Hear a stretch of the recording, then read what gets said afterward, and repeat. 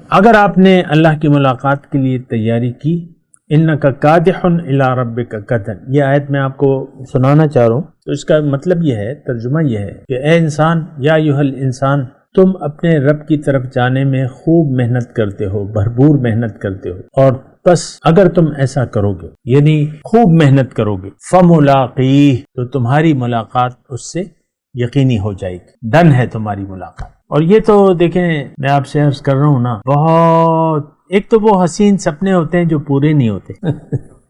دنیا میں تو ہم سپنے دیکھتے رہتے ہیں، آئیڈیل لائف، ہم ایک آئیڈیل لائف گزارنا چاہتے ہیں، لیکن بات یہ ہے کہ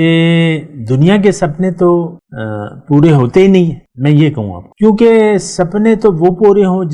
جس میں آپ کی حرص پوری ہو جائے۔ تو انسان کی جو بھی اس کو حاصل ہوتا رہتا ہے، اس کی دنیا کی حرص زیادہ ہوتی رہتی ہے۔ اگر دو کنال کا گھر ہے، یعنی 40 مرلے کا، تو انسان کہے گا یار 4 کنال کا ہوتا تو کیا ہی بات تھی، وہاں یہ بھی ہوتا وہ بھی ہوتا، اور لوگوں کرتے رہتے ہیں، یعنی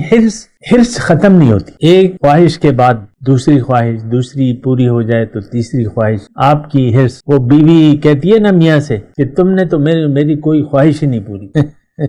اور تم نے تو میری زندگی جہنم بنا دی ہے۔ وہ اصل میں تو جہنم، اسی طرح میاں کہتا ہے بیوی کو کہ کوئی خوشی کا سانس تم نے نہیں دیا مجھے یہ دیکھیں، انسان وہ ناشکرا ہے نا بنیادی طور پہ، تو یہ ہر ایک سے ناشکرا ہے، رب کی ناشکری ہے بنیادی طور پہ، تو یہ انسان رب کا ناشکرا ہے۔ ان الانسان لکفور، انسان ناشکرا ہے۔ وقلیل من عبادی الشکور، شکر گزار بندے بہت ہی کم ہیں میرے بندوں سے۔